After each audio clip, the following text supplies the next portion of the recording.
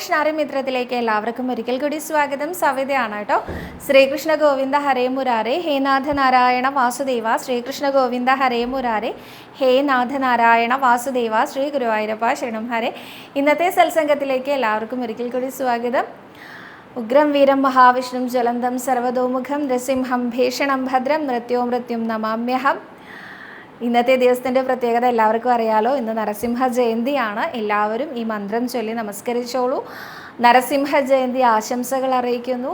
പ്രഹ്ലാദനെ വടിയിൽ വെച്ചിരിക്കുന്ന നമ്മുടെ നരസിംഹമൂർത്തിയുടെ പാദത്തിൽ അനന്തകോടി നമസ്കാരം പറയുന്നു. ഒപ്പം കൃഷ്ണപാദമനിശം ഹൃദി ഭാവയാമി, ഹരികൃഷ്ണപാദമനിശം ഹൃദി ഭാവയാമി. അപ്പോൾ ഇന്ന് നരസിംഹ ജയന്തിയോടനുബന്ധിച്ച് നമുക്ക് ഇന്നത്തെ ദിവസം നരസിംഹ അവതാരം കഥയല്ല, നരസിംഹമൂർത്തിയുടെ ഒരു കഥ പറയാം അല്ലേ. പണ്ട് ഈ ശങ്കരാചാര്യരുടെ ഒരു ശിഷ്യനായിരുന്ന പത്മപാദരെക്കുറിച്ച് നമുക്ക് എല്ലാവർക്കും അറിയാം അല്ലേ. അദ്ദേഹം വെള്ളത്തിനോട് മുകളിലൂടെ നടക്കുമ്പോൾ താമരപ്പൂ വിരിഞ്ഞ കഥയൊക്കെ നമ്മൾ കേട്ടിട്ടുണ്ട്. അങ്ങനെയാണ് പത്മപാദർ എന്ന പേര് വന്നത് എന്നൊക്കെ നമ്മൾ കേട്ടിട്ടുണ്ട്. അദ്ദേഹത്തിൻ്റെ മുൻപത്തെ പേര് സനന്ദനൻ എന്നായിരുന്നു അത്രേ. ഈ സനന്ദനന് ഗുരുവായൂരപ്പൻ്റെ ആ ഒരു നരസിംഹ അവതാരത്തിനോട് ഒരു പ്രത്യേക ഇഷ്ടമുണ്ടായിരുന്നു. അല്ലെങ്കിൽ ആ നരസിംഹമൂർത്തിയെ ഉപാസിക്കാനായിരുന്നു അദ്ദേഹത്തിന് ഏറ്റവും ഇഷ്ടം. പ്രഹ്ലാദനെ ഇങ്ങനെ ഉള്ളംകൈയിൽ വെച്ച് കൊണ്ടു നടന്നിരുന്ന ആ നരസിംഹമൂർത്തിയോട് ആർക്കായാലും ഒരിത്തിരിയൊക്കെ ബഹുമാനം തോന്നാതിരിക്കില്ല അല്ലേ. അപ്പോൾ ഇദ്ദേഹത്തിന് നരസിംഹമൂർത്തി എങ്ങനെയാണോ തൂണും പിളർന്ന് പ്രഹ്ലാദൻ്റെ മുമ്പിലേക്ക് വന്നത്, അതേമാതിരി ഇദ്ദേഹത്തിൻ്റെ മുമ്പിലും പ്രത്യക്ഷപ്പെടണമെന്ന് വലിയ ആഗ്രഹം തോന്നി. ഈ ആഗ്രഹത്തോടു കൂടി അദ്ദേഹം ഇരിക്കുന്ന സമയത്താണ് അദ്ദേഹത്തിന് നരസിംഹ മന്ത്രത്തിൻ്റെ ഉപാസന എങ്ങനെയാണ് ചെയ്യേണ്ടത് എന്ന് ഗുരുപദേശം കിട്ടിയത്. അത് കിട്ടിയതും അദ്ദേഹം എന്ത് ചെയ്തു, വനത്തിലേക്ക് പോകാൻ തീരുമാനിച്ചു. ഇവിടെ നാട്ടിലൊക്കെ നിന്ന് കഴിഞ്ഞാൽ എല്ലാ ആളുകളും കാണാനും അങ്ങനെയൊക്കെയുള്ള ബുദ്ധിമുട്ടുകൾ വരുമല്ലോ. എന്താ പറയുക, നമ്മുടെ ശ്രദ്ധ മാറിപ്പോവാനുള്ള കാര്യങ്ങളൊക്കെ വരാൻ സാധ്യതയുണ്ട്. അപ്പോൾ ഇദ്ദേഹം വനത്തിലേക്ക് പോയി അവിടെ ഘോര തപസ് അനുഷ്ഠിക്കാൻ തീരുമാനിച്ചു. അങ്ങനെ അദ്ദേഹം അവിടെ വനത്തിലൊരു ആശ്രമമൊക്കെ കെട്ടിപ്പടുത്ത് അദ്ദേഹം ഒരു വൃക്ഷത്തിൻ്റെ ചുവട്ടിലിരുന്ന് നരസിംഹ ഉപാസനയൊക്കെ തുടങ്ങി. എല്ലാ ദിവസവും ഭക്ഷണം കഴിക്കാനൊക്കെ മാത്രമേ അദ്ദേഹം കുറച്ചു നേരമൊക്കെ ആ ഒരു അദ്ദേഹത്തിൻ്റെ മന്ത്രജപത്തിൽ നിന്ന് പുറത്തേക്ക് പോരാറുള്ളൂ. ബാക്കിയുള്ള സമയം മുഴുവൻ അദ്ദേഹം കണ്ണടച്ചുകൊണ്ട് നരസിംഹമൂർത്തിയെ ധ്യാനിച്ചുകൊണ്ട് ഇങ്ങനെ നരസിംഹ ഉപാസന ചെയ്തുകൊണ്ടേയിരിക്കുകയാണ്. എത്ര എന്നെ വിളിച്ചിട്ടും അദ്ദേഹത്തിൻ്റെ ഉള്ളിൽ ആ നരസിംഹമൂർത്തിയെ കാണാൻ അല്ലെങ്കിൽ ആവാഹിക്കാൻ അദ്ദേഹത്തിന് സാധിക്കണില്ല. അതിൽ അദ്ദേഹത്തിന് ഭയങ്കര വിഷമമൊക്കെ ഉണ്ട് കേട്ടോ. അങ്ങനെ ഇരിക്കുമ്പോൾ അദ്ദേഹത്തിന് തോന്നി, എന്തിനാ ഈ 3 നേരമൊക്കെ ഭക്ഷണം കഴിക്കാൻ കുറേ സമയമൊക്കെ കളയണത്, ഒറ്റ നേരം ഭക്ഷണം കഴിച്ചാൽ മതിയെന്ന്. അങ്ങനെ അദ്ദേഹം ഭക്ഷണം കഴിക്കലൊക്കെ കുറച്ചു. ആ സമയവും കൂടി ഭഗവാനെ ഇങ്ങനെ ഭജിക്കാനുള്ള ആ ഒരു തയ്യാറെടുപ്പിലായി. ഈ ഒരു കാലഘട്ടത്തിൽ ആ വനത്തിലൂടെ എല്ലാ ദിവസവും ഒരു വേടൻ നായാട്ടിനായിട്ട് വരുമായിരുന്നു. അപ്പോൾ ഇദ്ദേഹത്തിന് ഈ ഒരു മരത്തിൻ്റെ ചോടെ ഇരുന്ന് ഒരു സന്യാസി ഇങ്ങനെ കണ്ണടച്ച് ധ്യാനിക്കണത് കാണാനിടയായി. എന്തുകൊണ്ടെന്നറിയില്ല, അദ്ദേഹത്തിന് ഒരു അട്രാക്ഷൻ ഈ ഒരു സന്യാസിയോട് തോന്നുകയാണ്. അങ്ങനെ ഇദ്ദേഹം ഈ സന്യാസിയുടെ മുൻപിലെത്തി. എല്ലാ ദിവസവും ശ്രദ്ധിക്കും അദ്ദേഹം എന്താ പറയണേന്നോ അദ്ദേഹത്തിൻ്റെ മന്ത്രജപം എന്താണെന്നൊന്നും ഈ വേടന് മനസ്സിലാവണില്ല കേട്ടോ. അദ്ദേഹം കുറച്ചു നേരം നോക്കി നിൽക്കും, പിന്നെ ഇങ്ങനെ നടന്ന് അദ്ദേഹത്തിൻ്റെ ജോലിയൊക്കെ ചെയ്ത് അങ്ങനെ പോകും. അങ്ങനെ പോയിക്കൊണ്ടേ ഇരിക്കുമ്പോഴാണ് അദ്ദേഹം ശ്രദ്ധിച്ചത് ഈ സന്യാസി ഇങ്ങനെ മെലിഞ്ഞ് വരികയാണ്. അപ്പോൾ വിചാരിക്കും, ഈ കാട്ടിൽ വേണ്ടത്ര എന്താ പറയുക ഭക്ഷണമൊന്നും ഇദ്ദേഹത്തിന് കിട്ടുന്നുണ്ടാവില്ല. കാട് ഇദ്ദേഹത്തിന് പരിചിതമല്ലല്ലോ, അപ്പോൾ കിട്ടുന്നുണ്ടാവില്ല. അതുകൊണ്ടായിരിക്കും. ഇപ്പം എന്തായാലും സന്യാസിയാണല്ലോ, അപ്പോൾ നമ്മൾ വേട്ടയാടി കൊണ്ടുവന്ന് മൃഗങ്ങളെ ഒന്നും കൊടുത്തിട്ട് കാര്യമില്ല. അപ്പോൾ ഇദ്ദേഹം എന്ത് ചെയ്യും വെച്ചാൽ, ഇദ്ദേഹം രാവിലെ വരുമ്പോൾ കാട്ടുപഴങ്ങളൊക്കെ ശേഖരിച്ച് കൊണ്ടുവന്ന് ഒരു ഇലയിലാക്കി ഈ സന്യാസിയുടെ മുമ്പിൽ വെക്കും. അദ്ദേഹം കഴിച്ചോട്ടെ എന്ന് വിചാരിച്ചിട്ട്. ചില ദിവസങ്ങളിലൊക്കെ ഈ തിരിച്ചു വരുന്ന സമയത്തും ആ കാട്ടുപഴങ്ങളൊന്നും എടുത്തതായിട്ടോ ഉപയോഗിച്ചതായിട്ടോ ഒന്നും കാണുന്നില്ല കേട്ടോ. അതൊക്കെ അതുപോലെ തന്നെ ഇരിക്കുന്നതായിട്ടാണ് കാണുന്നത്. അപ്പോൾ ഇദ്ദേഹത്തിന് ഭയങ്കര വിഷമം തോന്നി. ഇതെന്താ അപ്പോൾ ഇതിങ്ങനെ നോക്കുന്ന സമയത്താണെങ്കിൽ സന്യാസി ഇങ്ങനെ മെലിഞ്ഞ് വന്നുകൊണ്ടിരിക്കുകയാണ്. അപ്പോൾ ഇദ്ദേഹം ഇങ്ങനെ ചോദിച്ചുകൊണ്ടേയിരിക്കും കേട്ടോ, എന്താണ് ഇങ്ങനെ സംഭവിക്കണതെന്ന് മനസ്സിലാവണില്ല. അപ്പോൾ ഇദ്ദേഹം മുന്നിൽ വന്ന് നിന്ന് സന്യാസിയോട് ചോദിക്കുകയാണ്, അങ്ങൊന്ന് പറഞ്ഞു തരൂ, എന്താ അങ്ങ് ഇങ്ങനെ ജപിച്ചുകൊണ്ടിരിക്കണം, എന്താ അങ്ങനെ കണ്ണടച്ചുകൊണ്ടിരിക്കണം, അങ്ങക്ക് എന്താണ് പറ്റിയത്, അങ്ങ് എന്തിനാണ് കാട്ടിൽ വന്നിരിക്കണം, ഇങ്ങനെ ചോദിച്ചുകൊണ്ടിരിക്കുകയാണ്. അങ്ങ് ഇങ്ങനെ മെലിഞ്ഞു പോവുകയാണല്ലോ, അങ്ങ് എന്താ ഭക്ഷണം കഴിക്കണില്ലേ? ശരിക്കും ഞാനിവിടെ കൊണ്ടുവന്ന് വെക്കുന്നത് കാട്ടുപഴങ്ങളാണ്, അതിന് പ്രത്യേകിച്ച് അയിത്തൊന്നുമില്ലല്ലോ, ഞാൻ തൊട്ടു എന്ന് കരുതി അങ്ങേക്ക് കഴിച്ചൂടെ, തമ്പുരാൻ കണ്ണ് തുറക്കൂ, തമ്പുരാൻ എന്താണ് ഇങ്ങനെ ഇരിക്കണേ, അങ്ങനെ ചോദിച്ചുകൊണ്ടിരിക്കുകയാണ്. അപ്പോൾ ഇദ്ദേഹത്തിനാണെങ്കിൽ അതൊരു ശല്യമായിട്ടാണ് തോന്നുന്നത്. അപ്പോൾ ഇദ്ദേഹം ഇങ്ങനെ പറയും, ഒന്നുമില്ല, നിങ്ങൾ പോയിക്കോളൂ എന്ന് പറയും. എല്ലാ ദിവസവും ഇദ്ദേഹം വന്ന് ചോദിച്ച് ഒരു ദിവസം ഇദ്ദേഹം അവിടെ നിന്നു. വേടൻ പോകാൻ ഉദ്ദേശിക്കണില്ല, എനിക്ക് ഇതിൻ്റെ ഒരു ഉത്തരം പറയണം, എന്തിനാണ് ഈ കാട്ടിൽ വന്നിങ്ങനെ ഇരിക്കണത്, എന്താ അങ്ങേക്ക് എന്തെങ്കിലും ആഗ്രഹമുണ്ടോ, എന്തിനു വേണ്ടിയിട്ടാണ് അങ്ങ് ഇങ്ങനെ കണ്ണടച്ച് കാട്ടിൽ വന്ന് ഇരിക്കണത്, അങ്ങ് എന്താ ചെയ്യണത്, അങ്ങ് നാമം ജപിക്കുകയാണോ, എന്താ ആഗ്രഹത്തിനാണ് അങ്ങ് ഇവിടെ വന്നിരിക്കണത്, എന്നോട് പറയൂ, ഇങ്ങനെ പറഞ്ഞുകൊണ്ടിരിക്കുകയാണ്. അപ്പോൾ ഇദ്ദേഹത്തിന് ദേഷ്യം വന്നു കേട്ടോ.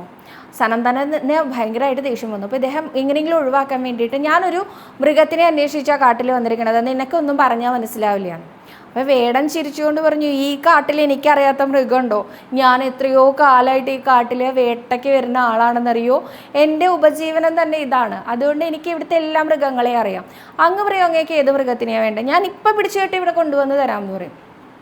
അപ്പോൾ പറയും അത് സാധാരണ മൃഗമൊന്നുമല്ല, ഒരു സിംഹമാണ് എന്ന് പറയും. ഇവിടുത്തെ സിംഹങ്ങളെയൊക്കെ എനിക്കറിയാലോ എന്ന് പറഞ്ഞപ്പോൾ, അത് നീ ഉദ്ദേശിക്കുന്ന സിംഹമൊന്നുമല്ല, ആ സിംഹത്തിന് തല മാത്രമേ സിംഹത്തിൻ്റെ ഉണ്ടാവുള്ളൂ, ഉടലൊക്കെ മനുഷ്യൻ്റെ പോലെ ഉണ്ടാവുക, നരനും സിംഹവും ചേർന്ന നരസിംഹത്തിനെയാണ് എനിക്ക് ആവശ്യം എന്ന് പറയും. വേടൻ ഒരു മിനിറ്റ് ആലോചിച്ചിട്ട് പറയും, ഞാൻ അങ്ങനെ ഒരു ജീവിനെ ഇവിടെ കണ്ടിട്ടേ ഇല്ല എന്ന് പറയും.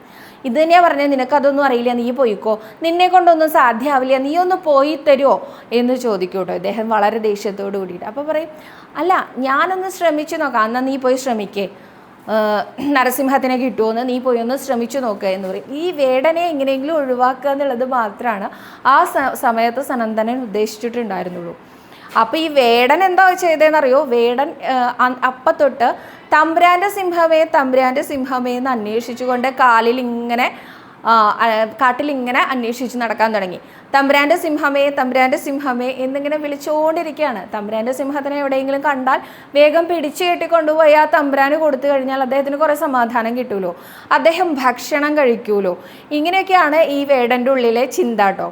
അപ്പോൾ ഇദ്ദേഹം ഇങ്ങനെ അന്വേഷിച്ച് നടക്കുകയാണ്. ഇപ്പം കണ്ടുമുട്ടും എന്ന രീതിയിലാണ് ഇദ്ദേഹം അന്വേഷിക്കണത്. കാരണം ആ സിംഹം, തമ്പുരാൻ്റെ സിംഹം, അതിവിടെ ഉണ്ട് എന്നുള്ളത് തമ്പുരാന് ബോധ്യമുള്ളത് കൊണ്ടാണല്ലോ അദ്ദേഹം ഇവിടെ വന്നിരിക്കണത്, അല്ലെങ്കിൽ ഇവിടെ വന്നിരിക്കില്ലല്ലോ. അപ്പോൾ ഇവിടെ എവിടെയോ ഉണ്ട്, ഞാനിതുവരെ കണ്ടിട്ടില്ല എന്നേ ഉള്ളൂ.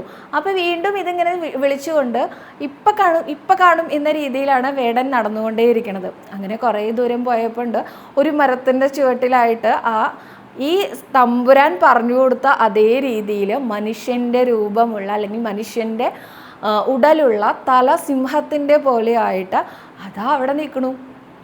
കണ്ടതും വേഗം ഓടിച്ചെന്നു കേട്ടോ. ഓടിച്ചെന്ന സമയത്ത് വളരെ ശാന്തനായിട്ടാണ് നിൽക്കുന്നത്. അപ്പോൾ വേട്ടക്കാരനടുത്തേക്ക് വരുമ്പോൾ ഓടിപ്പോകുന്ന മാൻ, മറ്റു മൃഗങ്ങൾ എല്ലാം ഇദ്ദേഹത്തിന് അറിയാം. അപ്പോൾ അതുകൊണ്ട് തന്നെ ഇപ്പോൾ ഓടിപ്പോയാലോ എന്ന് കരുതി ശബ്ദമൊക്കെ ഉണ്ടാക്കാതെ പതുക്കെയാണ് വേടനടുത്ത് ചെല്ലണത്. അപ്പോൾ ഈ സിംഹം ഇങ്ങനെ പതുക്കെ തിരിഞ്ഞു നോക്കിയ സമയത്ത്, പേടിക്കണ്ട, ഞാനൊന്നും ചെയ്യില്ല, എൻ്റെ അമ്പും വില്ലുമൊക്കെ ഞാൻ താഴ്ത്ത് വെക്കാം എന്നൊക്കെ പറയുന്നുണ്ട് കേട്ടോ വേടൻ. എന്നിട്ട് ഒരു കാട്ടുവള്ളി പറിച്ച് അതുകൊണ്ട് കൈയൊക്കെ ഒന്ന് കെട്ടിയിത്രേ ഈ നരസിംഹമൂർത്തിയുടെ. ഒന്ന് ആലോചിച്ച് നോക്കൂ, ആരാ കെട്ടണേന്ന്? വേടൻ. ഇങ്ങനെ കൈയൊക്കെ കെട്ടി ഒന്ന് ഉടലൊക്കെ ഒന്ന് ചുറ്റി, ഒന്നും പേടിക്കണ്ട കേട്ടോ, ഞാനൊന്നും ചെയ്യില്ല എന്ന് ഇടയ്ക്കിടയ്ക്ക് പറയുന്നുണ്ട്. അദ്ദേഹം വളരെ ശാന്തനായിട്ട് ഇദ്ദേഹത്തിനെ തന്നെ നോക്കുന്നുണ്ട്.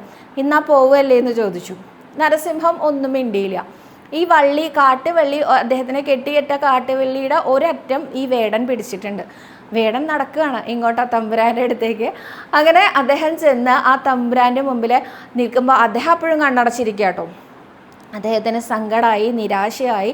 എത്ര ഞാൻ വിളിച്ചിട്ടും എത്ര ഞാൻ ശ്രമിച്ചിട്ടും എൻ്റെ മനസ്സിൽ പോലും ഒന്ന് കാണാൻ കിട്ടുന്നില്ലല്ലോ അങ്ങയെ, എൻ്റെ ഭക്തിയിൽ എന്തു കുറവാണ് സംഭവിച്ചത് എന്നൊക്കെ ആലോചിച്ചുകൊണ്ട് അദ്ദേഹം വളരെ നിരാശയോട് കൂടിയിട്ട് ആ പത്മപാദര് അല്ലെങ്കിൽ സനന്ദനൻ അവിടെ ഇരുന്ന് കരഞ്ഞുകൊണ്ട് വിളിക്കുകയാണ്. ആ സമയത്തുണ്ട് വേടനുണ്ട് ഈ നരസിംഹമൂർത്തിയെയും പിടിച്ചുകൊണ്ട്, തമ്പുരാൻ്റെ സിംഹത്തിനെ കിട്ടിയിട്ടോ, ഒന്ന് കണ്ടു തുറന്നു നോക്കൂ, ഇത് തന്നെയല്ലേ തമ്പുരാൻ പറഞ്ഞ സിംഹം എന്ന് ചോദിച്ചുകൊണ്ടാണ് അത്ര ഓടി വരുന്നത്.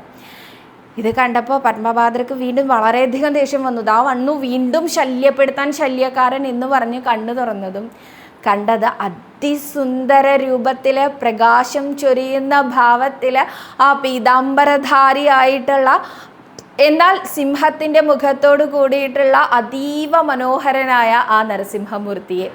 അദ്ദേഹത്തിൻ്റെ ആ ഉഗ്രരൂപമൊന്നുമല്ല കേട്ടോ, വളരെ ശാന്തരൂപനായിട്ടാണ് അദ്ദേഹത്തിനെ അവിടെ കാണാൻ സാധിച്ചത്. അദ്ദേഹത്തിനെ അങ്ങോട്ട് കണ്ടതും ഇദ്ദേഹത്തിൻ്റെ കണ്ണിലെ കണ്ണുനീർ ധാരധാരയായിട്ട് ഇങ്ങനെ വന്നുകൊണ്ടിരുന്നു. ആ സമയത്ത് അദ്ദേഹം നോക്കുമ്പോൾ കാട്ടുവള്ളി കൊണ്ട് കൈ കെട്ടിയിട്ടിരിക്കുകയാണ്. ആരാ കെട്ടിയിട്ടിരിക്കണേ? ഈ വേടനാണ് കെട്ടിയിട്ടിരിക്കണേ. ഇദ്ദേഹം നമസ്കരിച്ചുകൊണ്ട് വീണ് കിടന്ന് ഉരുണ്ട് ചോദിക്കുകയാണ്, അങ്ങേ പിടിച്ച് കെട്ടാൻ മാത്രം എന്ത് പുണ്യാണ് ഈ വേടൻ ചെയ്തതെന്ന് അറിയില്ല എനിക്ക്.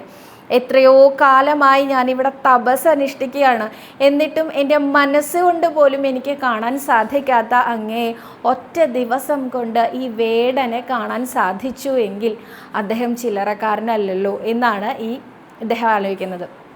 ആലോചിച്ച സമയത്ത് നരസിംഹമൂർത്തി ചിരിച്ചുകൊണ്ട് പറഞ്ഞു, ഈ വേടൻ 2 കാര്യങ്ങൾ കൊണ്ടാണ് ഞാൻ ഇദ്ദേഹത്തിൻ്റെ മുമ്പിൽ വന്നത്. ഈ വേടൻ്റെ മനസ്സിൽ എന്നെ മാത്രം മനസ്സിൽ പ്രതിഷ്ഠിച്ചിരിക്കുന്ന എൻ്റെ ഒരു ഭക്തന് ഒരു തരത്തിലുള്ള അപകടങ്ങളും വരരുത്, ഭക്ഷണം കഴിക്കാതെ മെലിഞ്ഞു പോകരുത് എന്ന് വരെ ചിന്തിച്ചിരുന്ന ആ ഒരു മനസ്സ്, എൻ്റെ ഭക്തനെ സംരക്ഷിക്കണം എന്ന മനസ്സാണ് വേടൻ്റെ ഉള്ളത്. ആ ഒരു മനസ്സ് അത് ഞാൻ മുന്നേ കണക്കാക്കുന്നു. രണ്ടാമത്, ഒരിക്കൽ പോലും ഞാൻ ഇല്ല എന്ന് അല്ലെങ്കിൽ ഞാൻ വരുമോ, എന്നെ കണ്ടുമുട്ടാൻ സാധിക്കുമോ എന്നൊന്നും ചിന്തിക്കാതെ ഞാൻ അടുത്ത നിമിഷം ഇവൻ്റെ മുമ്പിൽ എത്തും എന്ന ചിന്തയോട് കൂടിയിട്ടാണ് ഇവൻ എന്നെ വിളിച്ചുകൊണ്ടേയിരുന്നത്. ആ ദൃഢമായ വിശ്വാസം, ആ ഭക്തനെ രക്ഷിക്കണം എന്ന ചിന്ത, ഈ 2 ചിന്തയ്ക്ക് മുമ്പിൽ എനിക്ക് വരാതിരിക്കാൻ യാതൊരു നിവൃത്തിയില്ല എന്നാണ് അദ്ദേഹത്തിൻ്റെ മറുപടി ഉണ്ടായിരുന്നത്. ഇതൊന്നും മനസ്സിലായില്ല കേട്ടോ വേടന്. എന്താ സംഭവിക്കണമെന്ന് മനസ്സിലായില്ല, എന്തിനാ വീണ് കിടന്ന് ഉരുണ്ട് നമസ്കരിക്കണമെന്ന് മനസ്സിലായില്ല. ആ സമയത്താണ് പത്മപാദർ ഓരോന്നും പറഞ്ഞത്.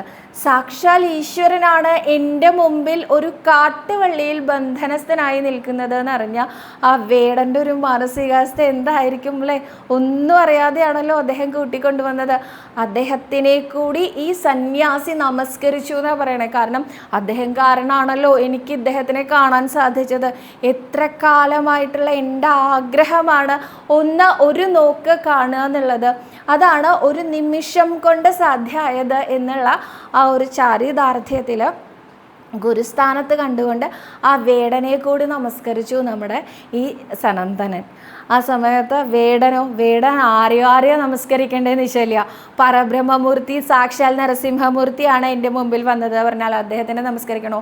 അദ്ദേഹത്തിനെ കൂട്ടിക്കൊണ്ടുവരാൻ ഇടയായിട്ടുള്ള ഈ സന്യാസിയെ നമസ്കരിക്കണോ? ഞാൻ ചെയ്തത് എത്ര വലിയ പാപമാണ്, ഒരു കാട്ടുവള്ളിയിൽ കെട്ടിയിട്ട് കൊണ്ടുവരേണ്ട ആളാണോ ഈ സാക്ഷാൽ ഈശ്വരൻ? ഇതൊക്കെ ചിന്തിച്ചിട്ട് അദ്ദേഹത്തിൻ്റെ കണ്ണിൽ നിന്നും ധാരധാരയായി കണ്ണീരൊഴുകിയിത്രേ. ഇതാണ് നമ്മുടെ ഗുരുവായൂരപ്പൻ്റെയും പ്രത്യേകത. എന്താ പ്രത്യേകത? ഭക്തനെ സ്നേഹിച്ചാലുണ്ടല്ലോ ഭഗവാൻ അവിടെ പ്രത്യക്ഷപ്പെടും. നിനക്ക് എൻ്റെ ഭക്തനെ ഇഷ്ടമാണ്, നീ എൻ്റെ സ്വന്തമാണ് എന്ന് പറയത്രേ. ഞാൻ അടുത്തിടെ ഇൻസ്റ്റഗ്രാമിൽ കണ്ടൊരു റീലാണ് കേട്ടോ. ഗുരുവായൂരപ്പൻ നമ്മളെയാണ് തിരഞ്ഞെടുക്കുന്നത് അത്രേ. നമ്മൾ ഗുരുവായൂരപ്പനെ തിരഞ്ഞെടുക്കുന്നതല്ല. അനേകം അനന്തകോടി എന്താ പറയുക ഈശ്വര സങ്കല്പങ്ങളുണ്ടല്ലേ നമ്മൾക്ക്. അതിൽ നമ്മളെ ഗുരുവായൂരപ്പനെ തന്നെ എങ്ങനെയാണ് നമ്മൾ ഗുരുവായൂരപ്പനിലേക്ക് തന്നെ എത്തണം? ഗുരുവായൂരപ്പൻ നമ്മളെ ചൂസ് ചെയ്യണതാണ്. എങ്ങനെയാണ് ചൂസ് ചെയ്യണതെന്നറിയോ? ഏതോ ജന്മത്തിൽ നമ്മൾ ഭഗവാന്റെ ഭക്തനായിട്ടുള്ള ഏതെങ്കിലും ഒരാളുടെ പാദസേവ ചെയ്യാൻ അല്ലെങ്കിൽ അയാൾക്ക് ഇഷ്ടപ്പെടുന്ന എന്തെങ്കിലും ഒരു കാര്യം ചെയ്യാൻ നമ്മൾ വന്നാൽ നമ്മളെ ഭഗവാൻ ഭഗവാന്റെ ആക്കുത്രേ. അങ്ങനെ സ്നേഹവും കാരുണ്യവും ഉണ്ട് അത്രേ നമ്മുടെ ഗുരുവായൂരപ്പന്. അപ്പോൾ എന്തായാലും അത്രയും കരുണയുടെ പാൽക്കടലായിട്ടുള്ള നമ്മുടെ ഉണ്ണികൃഷ്ണൻ്റെ പാദത്തിൽ അനന്തകോടി നമസ്കാരം പറയുന്നു. അപ്പോൾ ഇന്നത്തെ നമ്മുടെ ചോദ്യങ്ങളിലേക്ക് കിടക്കാം അല്ലേ. സവിത മോളെ, മെയ് ആദ്യ ആഴ്ചയിൽ കണ്ണനെ കാണാൻ വരാൻ ആഗ്രഹമുണ്ട്. അപ്പോൾ ഒരു മിഠായിമാല സമർപ്പിക്കണമെന്നുണ്ട്. അത് മഞ്ചാടിച്ചെമ്പിൻ്റെ മുകളിലിരിക്കുന്ന കണ്ണന് ചാർത്താൻ സാധിക്കുമോ? കുറച്ച് ഉയരത്തിലാണല്ലോ കണ്ണൻ്റെ ഫോട്ടോ, അപ്പോൾ എങ്ങനെയാണ് ചാർത്തുക ഒന്ന് പറയുമെന്നാണ് സത്യ എന്ന ഭക്ത ചോദിച്ചിരിക്കുന്നത്. കുറച്ച് ഉയരത്തിൽ തന്നെയാണ്. പക്ഷേ കഴിഞ്ഞ ദിവസം മിത്രവിന്ദയുടെ പിറന്നാളിന് ഞങ്ങൾ കൊണ്ടുപോയി ചാർത്തിയിട്ടുണ്ടായിരുന്നു. അപ്പോൾ കുട്ടി മിത്രവിന്ദ കുറച്ച് ആ തൂണിനോട് ചേർന്ന് നിന്ന് ബാക്കി 2 കുട്ടികളുടെയൊക്കെ സപ്പോർട്ടോട് കൂടിയിട്ട് ചാർത്താൻ പറ്റി. പക്ഷേ നമ്മൾ കുറച്ച് പ്രായമുള്ള ആൾക്കാർക്ക് അങ്ങനെ കയറി നിന്ന് ചാർത്താനൊക്കെ ബുദ്ധിമുട്ടാവും. ശ്രമിച്ചു നോക്കൂ. കൊണ്ടുവരുമ്പോൾ വളരെ നീളമുള്ള മാല വേണം കൊണ്ടുവരാൻ. ഒറ്റ പാക്കറ്റ് മിഠായി കൊണ്ട് തികയില്ല. കാരണം ഉയരത്തിലാണ്, വീതിയിലാണ്. അപ്പം നമുക്കത് ചാർത്തണമെങ്കിൽ കുറച്ച് ബുദ്ധിമുട്ടുണ്ട്. കുറച്ച് വലിയ മാലയാണെങ്കിൽ ചാർത്താൻ സാധിക്കും കേട്ടോ. ആൾരൂപം വെക്കുന്നിടത്ത് ചെവി, കയ്യ് ഒന്നും കാണാൻ കഴിയുന്നില്ല. അത് ചോദിച്ചാൽ അവർ തരുമോ എന്നാണ് സുധാ രാജകൃഷ്ണ കൃപ എന്ന ഐഡിയിൽ നിന്ന് ചോദിച്ചിരിക്കുന്നത്. തീർച്ചയായിട്ടും ചോദിച്ചാൽ മതി. ഏതാണ് നമുക്ക് ആവശ്യം വെച്ചാൽ അവരോട് ചോദിച്ചാൽ മതി. അവരെ ഒന്നും പറയാറില്ല, മിക്കവാറും എടുത്തോളൂ എന്നിങ്ങനെ കാണിക്കാറാ പതിവ്. അവരുടെ കയ്യിലൊരു ഓടക്കോളോ അല്ലെങ്കിൽ നീളമുള്ള ഒരു വടിയോ കാണും, അത് വെച്ചിട്ട് എടുത്തോളൂ പറയാറുണ്ട്. പക്ഷെ നമുക്കതിൽ കാണുന്നില്ലെങ്കിൽ അവരോട് ചോദിച്ചു കഴിഞ്ഞാൽ അവരത് എടുത്തു തരും. ചിലപ്പോൾ കാണുന്നില്ലാത്തത് ഭണ്ഡാരത്തിൽ നിക്ഷേപിക്കപ്പെട്ട് പോയിട്ടുണ്ടാവും. അപ്പോൾ അവരുടെ നിന്ന് അങ്ങനെ തന്നെ പറയാറുണ്ട് കേട്ടോ, അതിവിടെ ഉണ്ടായിരുന്നു, ഇപ്പം കാണുന്നില്ല, കാരണം എന്താ വെച്ചാൽ അത് ആരോ എടുത്ത് ഭണ്ഡാരത്തിലിട്ടു എന്നൊക്കെ പറയാറുണ്ട് കേട്ടോ. അപ്പോൾ ചോദിച്ചാൽ മതി, എന്തായാലും തരും. അടുത്തതായിട്ട് രാജി സന്തോഷ് എന്ന ഭക്തയാണ് പറഞ്ഞിരിക്കുന്നത്. സവിത, മക്കൾക്ക് ഈശ്വരവിശ്വാസം ഉണ്ടാവാൻ എന്താണ് ചെയ്യേണ്ടത്? എൻ്റെ മോനൊരു എക്സാമിന് പോകുമ്പോൾ ഞാൻ അവനോട് പറഞ്ഞു, മോനെ നന്നായി പ്രാർത്ഥിച്ചു, പിന്നെ എന്തെങ്കിലും ഒരു വഴിപാട് ഗുരുവായൂരപ്പന് നേർന്നോളൂ എന്ന്. അപ്പോൾ അവൻ പറഞ്ഞു, കൈക്കൂലി കൊടുത്ത് ഞാൻ പ്രാർത്ഥിക്കില്ല എന്ന്. ഞാൻ പ്രാർത്ഥിക്കാറൊക്കെ ഉണ്ട്, പക്ഷെ കൈക്കൂലി കൊടുക്കില്ല എന്ന്. എനിക്ക് ഭയങ്കര വിഷമമായി. ഞാൻ അവനോടൊന്നും പറഞ്ഞില്ല. അവൻ ആ എക്സാം തോൽക്കുകയും ചെയ്തു. അപ്പോൾ ഞാൻ അവനോട് പറഞ്ഞു, ഞാൻ പറഞ്ഞതുപോലെ നീ ചെയ്തിരുന്നെങ്കിൽ നിനക്ക് ജയിക്കാമായിരുന്നില്ലേന്ന്. പക്ഷേ ഇപ്പോഴും അവൻ്റെ സ്റ്റാൻഡിൽ തന്നെ ഉറച്ചു നിൽക്കുകയാണ്. ഇങ്ങനെ പറയുന്നവരോട് നമ്മൾ എന്താ പറയുകയെന്ന്. അതിന് മറ്റൊരു വശം കൂടിയുണ്ട്. കൈക്കൂലി കൊടുക്കുക എന്ന് ആരാ പറഞ്ഞേ? ഒരമ്മ മകന് ഇഷ്ടമുള്ള എല്ലാ പലഹാരങ്ങളും ഉണ്ടാക്കി കൊടുക്കും, അവന് വേണ്ട എല്ലാ കാര്യങ്ങളും ചെയ്യും കേട്ടോ. എല്ലാ ദിവസവും രാവിലെ എഴുന്നേൽപ്പിക്കുന്നത് മുതൽ അവൻ കിടന്നുറങ്ങുന്നത് വരെയുള്ള എല്ലാ കാര്യങ്ങളും, അവന് വേണ്ട ഭക്ഷണ സാധനങ്ങൾ, അവൻ ഇഷ്ടപ്പെട്ട എന്താ പറയുക ഡ്രസ്സ് അയൺ ചെയ്ത് വയ്ക്കുക, കുളിക്കാനുള്ള സാധനങ്ങളൊക്കെ എടുത്തു കൊടുക്കുക, അങ്ങനെ അവന് വേണ്ട എല്ലാ കാര്യങ്ങളും ചെയ്യുകയാണ്. അപ്പോൾ ഒരു ദിവസം അമ്മ വിചാരിച്ചു, ഞാൻ ഇന്ന് എൻ്റെ വീട്ടിലേക്ക് പോവുകയാണ്. കുറച്ച് ദിവസമായി ഞാൻ എൻ്റെ വീട്ടിലേക്ക് പോയത്. അപ്പോൾ മകനോട് പറഞ്ഞ് ഏൽപ്പിച്ചു, മോനെ അമ്മ ഇന്ന് നേരത്തെ അമ്മയുടെ വീട്ടിലേക്ക് പോകും, അമ്മ ഇന്ന് രാത്രിയായിട്ടേ തിരിച്ചു വരുള്ളൂ. അപ്പോൾ മോൻ്റെ കാര്യങ്ങളൊക്കെ തന്നെ ചെയ്യണം. പെട്ടെന്ന് പോകേണ്ട ആവശ്യമുള്ള കാരണം മോൻ്റെ ഡ്രസ്സൊന്നും ഞാൻ തേച്ച് വെച്ചിട്ടില്ല, അല്ലെങ്കിൽ മോന് വേണ്ട ഭക്ഷണമൊന്നും ഉണ്ടാക്കിയിട്ടില്ല. മോനൊരു കാര്യം ചെയ്യൂ, ഏത് ഡ്രസ്സാണ് വേണ്ടത് വെച്ചാൽ എടുത്തോളൂ, എന്നിട്ട് തേച്ച് അയൺ ചെയ്ത് ഇട്ടിട്ട് നീ പുറത്ത് നിന്ന് ഭക്ഷണം കഴിച്ചോളൂ എന്ന് പറഞ്ഞു. സാധാരണ അദ്ദേഹത്തിന് നേരത്തെ എഴുന്നേറ്റ് എല്ലാ കാര്യങ്ങളും ചെയ്തു കൊടുക്കാറുണ്ട്. ഓഫീസിലേക്ക് അല്ലെങ്കിൽ കോളേജിലേക്ക് എങ്ങോട്ടാണോ അദ്ദേഹത്തിന് പോകേണ്ടത് അതൊക്കെ യാത്രയാക്കാറുണ്ട്. അന്നത്തെ ദിവസം അമ്മ അവിടെ ഇല്ലല്ലോ. മോൻ ഇതൊന്നും ഓർത്തില്ല, കിടന്നുറങ്ങി. മോൻ രാവിലെ എഴുന്നേറ്റപ്പോൾ തന്നെ 9 മണിയായി. 9:30 പോവുകയും വേണം. ഈ അരമണിക്കൂറിനുള്ളിൽ ഡ്രസ്സ് അയൺ ചെയ്യാൻ, ഡ്രസ്സ് എടുത്ത് വയ്ക്കാൻ നോക്കുമ്പോൾ ഡ്രസ്സൊന്നും കാണുന്നില്ല. ആ കബോർഡ് മുഴുവൻ വലിച്ചിട്ട് അവസാനം ഒരു ഡ്രസ്സ് കിട്ടി, അത് അയൺ ചെയ്തു. അപ്പോഴേക്കും നോക്കുമ്പോൾ 9:15 കഴിഞ്ഞു. അപ്പോൾ അവൻ ചാടിക്കയറി കുളിക്കാൻ നോക്കുമ്പോഴേക്കും വെള്ളം വരുന്നില്ല. അവൻ പോയി മോട്ടർ ഓൺ ചെയ്ത് വെള്ളമൊക്കെ ഇട്ട് ഭയങ്കരമായിട്ട് ബുദ്ധിമുട്ടി അവസാനം എങ്ങനെയൊക്കെയോ 9:45 കഴിഞ്ഞപ്പോൾ അവന് വീട്ടിൽ നിന്ന് പുറത്തിറങ്ങാൻ സാധിച്ചു. പുറത്തിറങ്ങി ഒരു 10 മിനിറ്റ് ദൂരം പോയപ്പോഴാണ് അവൻ ഇട്ട മോട്ടർ ഓഫ് ചെയ്യാൻ മറന്നു എന്ന് അവന് ഓർമ്മ വന്നത്. തിരിച്ച് വീണ്ടും വന്നു, മോട്ടർ ഓഫ് ചെയ്തു, വീണ്ടും പോയി. ഇങ്ങനെ അവൻ്റെ അന്നത്തെ എല്ലാ കാര്യങ്ങളും തെറ്റിപ്പോയി കഴിഞ്ഞ് വൈകുന്നേരം വീട്ടിലേക്ക് വരുമ്പോൾ അമ്മ അവിടെ ഉണ്ട്. അവനങ്ങോട്ട് സങ്കടമായിട്ടോ. അവൻ നേരെ വന്നിട്ട് അമ്മയെ കെട്ടിപ്പിടിച്ചിട്ട് പറഞ്ഞു, ഇനി പോവണ്ട കേട്ടോ ഇങ്ങോട്ടും, അമ്മ ഇനി പോയാൽ പറ്റില്ല, കാരണം അമ്മ ഇവിടെ ഉള്ളപ്പോൾ എൻ്റെ എല്ലാ കാര്യങ്ങളും അമ്മ ചെയ്തു തന്നിരുന്നു. അപ്പോൾ എനിക്കറിയില്ല അമ്മ ഇവിടെ ഇല്ലാത്തപ്പോൾ ഞാൻ എങ്ങനെയാണ് കഴിച്ചു കൂട്ടേണ്ടതെന്ന്. എനിക്കൊന്നും ശരിയായില്ല, നേരം വൈകി, ഭക്ഷണം കഴിക്കാൻ പറ്റിയില്ല, ഗ്യാസ് കയറി, ഉച്ചവരെ പ്രശ്നമായിരുന്നു, ഉച്ചയ്ക്ക് ഭക്ഷണം കഴിച്ചപ്പം വൊമിറ്റ് ചെയ്യാൻ വന്നു, എന്തോ സുഖമായില്ല, ഇന്നത്തെ ദിവസം വളരെ മോശമായിരുന്നു, ഇങ്ങനെ പറഞ്ഞുകൊണ്ടിരിക്കുകയാണ് അവൻ. അപ്പോൾ അത് കഴിഞ്ഞിട്ട് അതങ്ങനെ പോയി. അത് കഴിഞ്ഞ് അന്നത്തെ ദിവസം അച്ഛൻ വന്നപ്പോഴും അവൻ ഈ അച്ഛനോട് ഇതൊക്കെ പറയുകയാണ്. അപ്പോൾ അച്ഛൻ പറഞ്ഞു, അതേലേ മോൻ ഇത്രയധികം സാധനങ്ങൾ അല്ലെങ്കിൽ കാര്യങ്ങൾ ഒരുക്കി തരുന്ന അമ്മയ്ക്ക് മോൻ എന്താ ചെയ്തത്? മോൻ ഇന്ന് വരെ എന്തെങ്കിലും ചെയ്തിട്ടുണ്ടോ എന്ന് ചോദിച്ചു. അപ്പോഴാണ് ഈ മകന് തോന്നിയത്, ശരിയാണല്ലോ, ഞാനൊന്നും ചെയ്തിട്ടില്ലല്ലോ എന്ന്. അദ്ദേഹം നേരെ പിറ്റേ ദിവസം രാവിലെ സാധാരണ പോലെ അമ്മ ഒരുക്കിയൊക്കെ പറഞ്ഞയച്ചു കഴിഞ്ഞ് അദ്ദേഹം നേരെ ഒരു തുണിക്കടയിൽ ചെന്നിട്ട് അമ്മയ്ക്ക് ഇഷ്ടപ്പെട്ട നിറത്തിലുള്ള ഒരു സാരി വാങ്ങി അമ്മയ്ക്ക് കൊണ്ടുപോയി കൊടുക്കുകയാണ് അന്നത്തെ ദിവസം വൈകുന്നേരം. അമ്മ അത് വാങ്ങുന്ന സമയത്ത് കെട്ടിപ്പിടിച്ചുകൊണ്ട് മകനോട് പറയുകയാണ്, എനിക്ക് വളരെ സന്തോഷമായി കേട്ടോ എന്ന് പറഞ്ഞ് 2 കൈയും ചേർത്ത് അവൻ്റെ തലയിൽ വെച്ച് കൈവച്ച് അനുഗ്രഹിക്കും, നന്നായിട്ട് വരൂ മോനെ എന്ന് പറയും. ഇല്ലേ, ഇതിലെവിടെയെങ്കിലും കൈക്കൂലിയുടെ ആ ഒരു സംഭവം നിങ്ങൾക്ക് തോന്നിയിരുന്നോ? അമ്മയ്ക്ക് മകൻ വാങ്ങിച്ചു കൊടുക്കുന്നത് ഒരിക്കലും കൈക്കൂലിയല്ല, അത് ആ സ്നേഹത്തിൻ്റെ, അല്ലെങ്കിൽ നമുക്ക് ഇതുവരെ നമ്മളെ കൊണ്ട് നടത്തിയിരുന്ന അമ്മയോടുള്ള ബഹുമാനം, അത് നമുക്ക് സൂചിപ്പിക്കാൻ സാധിക്കുന്നത് ഈ ഒരു വഴിയിലൂടെയാണ്. അതുകൊണ്ട് നമ്മളത് അങ്ങനെ ചെയ്യുന്നു അല്ലേ? ഇതേമാതിരി തന്നെയാണ് ഗുരുവായൂരപ്പൻ. നമ്മുടെ ഓരോ കാര്യങ്ങളും വേണ്ടതുപോലെ കൊണ്ട് നടത്തി തരുന്നതാണ് ഗുരുവായൂരപ്പൻ. ഈ ഗുരുവായൂരപ്പന് നമുക്ക് തിരിച്ചു കൊടുക്കാൻ എന്താ സാധിക്കുക? നാമം ചൊല്ലാം, നമസ്കരിക്കാം, പ്രദക്ഷിണം വയ്ക്കാം, ഒപ്പം എന്തെങ്കിലും ഒരു സ്നേഹോപഹാരം കൊണ്ടുപോയി കൊടുത്താൽ, ഭഗവാനെ ഇത് അങ്ങയുടെ സന്തോഷത്തിനായിട്ട് വരണേ എന്ന് പറഞ്ഞാൽ ഗുരുവായൂരപ്പൻ സന്തോഷിക്കില്ലേ? സന്തോഷിക്കുമോ ഇല്ലയോ? നിങ്ങളിതിനെ വേറെ തരത്തിൽ ചിന്തിക്കുമ്പോഴാണ് ബുദ്ധിമുട്ടുകൾ ഉണ്ടാവുക.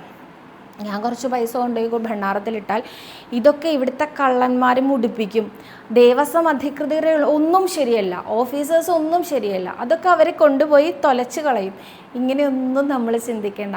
അനേകം തരത്തിലുള്ള നല്ല കാര്യങ്ങൾ നടക്കുന്ന ക്ഷേത്രമാണ് ഗുരുവായൂർ. ഗുരുവായൂർ അമ്പലത്തിൽ മാത്രം ഇത്രയും തിരക്ക് എന്തുകൊണ്ടാണ്? ദൈവചൈതന്യം ഇത്രയധികം കൂടി നിൽക്കുന്നത് കൊണ്ട് തന്നെയാണ് തിരക്ക്. ഈ ദൈവചൈതന്യം ഇത്രയധികം കൂടാൻ എന്താ ചെയ്തിരിക്കണേ? എല്ലാ ദിവസവും അവിടെ അനേകം നല്ല കാര്യങ്ങൾ നടക്കുന്നുണ്ട്. വേദപാരായണം, സഹസ്രനാമം, അതുപോലെ തന്നെ സുഹൃതഹോമം, ശുദ്ധികലശം, പൂജകൾ, അതെല്ലാം നടക്കുന്നില്ലേ? ഇതിനെല്ലാം ചെലവുകൾ വരുന്നുണ്ട്. ഈ ചെലവിലേക്കാണ് നമ്മൾ കൊടുക്കുന്ന പണം ഉപയോഗിക്കുന്നത് എന്ന് വിചാരിച്ച് നോക്കൂ. അപ്പം നമുക്കിതൊന്നും നഷ്ടമായിട്ട് തോന്നില്ല. അതിനിടയ്ക്ക് അവിടെ ചില കള്ളന്മാർ അത് മുക്കിക്കൊണ്ടുപോകുന്നുണ്ടെങ്കിൽ കള്ളനല്ലേ കളവുള്ളതറിയാവൂ എന്നാണ് ഭഗവാനെക്കുറിച്ച് ആചാര്യന്മാർ പറയാറുള്ളത്. കള്ളന്മാരെ പിടിക്കാൻ പറ്റാത്ത ആളാണ് ശ്രീലകത്തിരിക്കണതെന്ന് നിങ്ങൾക്ക് തോന്നുന്നുണ്ടോ?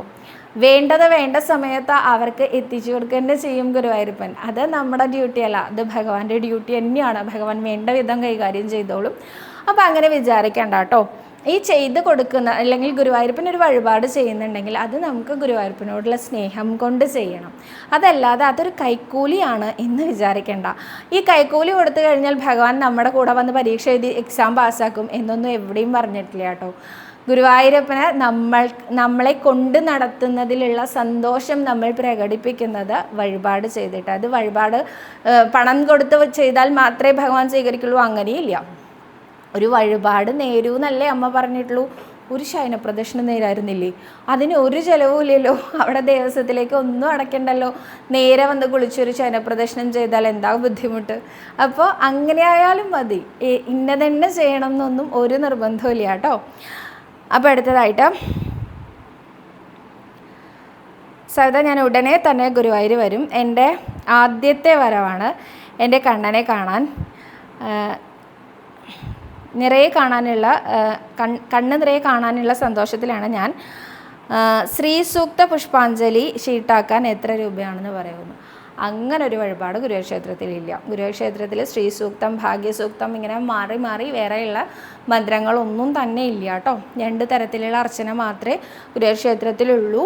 ആ 2 തരത്തിലുള്ള അർച്ചനയ്ക്കും 10 രൂപയാണ് കേട്ടോ. ഷീട്ടാക്കാൻ ആയിട്ട് വേണ്ടത് 10 രൂപ മാത്രമാണ്. അപ്പോൾ ഇന്ന് അത്രയും ചോദ്യങ്ങളേ ഉള്ളൂ. കൂടുതൽ ചോദ്യങ്ങളും കൂടുതൽ ഉത്തരങ്ങളും ഒക്കെ ആയിട്ട് അടുത്ത ദിവസം കാണാമെന്ന് വിചാരിക്കുന്നു. സർവ്വരോഗ വിനാശന, സർവ്വപാപ വിനാശന, സർവ്വദുഃഖ വിനാശന, സർവ്വസൗഖ്യപ്രദായക ശ്രീ ഗുരുവായൂരപ്പ ശരണം ഹരി. ഒരു കാര്യം കൂടി പറയാനുണ്ട്. നാളെ മെയ് 1-ാം തീയതിയാണ്. മെയ് 1-ാം തീയതി ശുദ്ധികലശ ചടങ്ങുകൾ നടക്കുന്നുണ്ട് ക്ഷേത്രത്തിൽ. അപ്പോൾ ദർശനത്തിന് നല്ല ബുദ്ധിമുട്ടുണ്ടാവുമെന്ന് കുറേ ആൾക്കാർ ചോദിച്ചിട്ടുണ്ടായിരുന്നു. ദർശനത്തിന് ബുദ്ധിമുട്ടില്ല. വൈകുന്നേരം ദീപാരാധന കഴിഞ്ഞ നാലമ്പലത്തിനകത്തേക്ക് പ്രവേശിപ്പിക്കില്ല. വലിയ ബലിക്കല്ലിൻ്റെ മുൻവശത്ത് നിന്നുകൊണ്ട് നമുക്ക് അകത്തേക്ക് തൊഴാൻ സാധിക്കും. അത് കഴിഞ്ഞാൽ പിറ്റേ ദിവസം 2-ാം തീയതി രാവിലെ 6 മണി വരെയും നാലമ്പലത്തിനകത്തേക്ക് പ്രവേശനം ഉണ്ടായിരിക്കും. 6 മണിക്ക് ശേഷം മാത്രമാണ് ദർശന നിയന്ത്രണം ഉണ്ടായിരിക്കുന്നുള്ളൂ കേട്ടോ. അപ്പോൾ 2-ാം തീയതി 1-ാം തീയതി ഒക്കെ നിർമ്മാല്യ ദർശനത്തിന് വരുന്നവരെയൊന്നും ഒരു തരത്തിലും ഇത് ബാധിക്കുന്നതല്ല കേട്ടോ.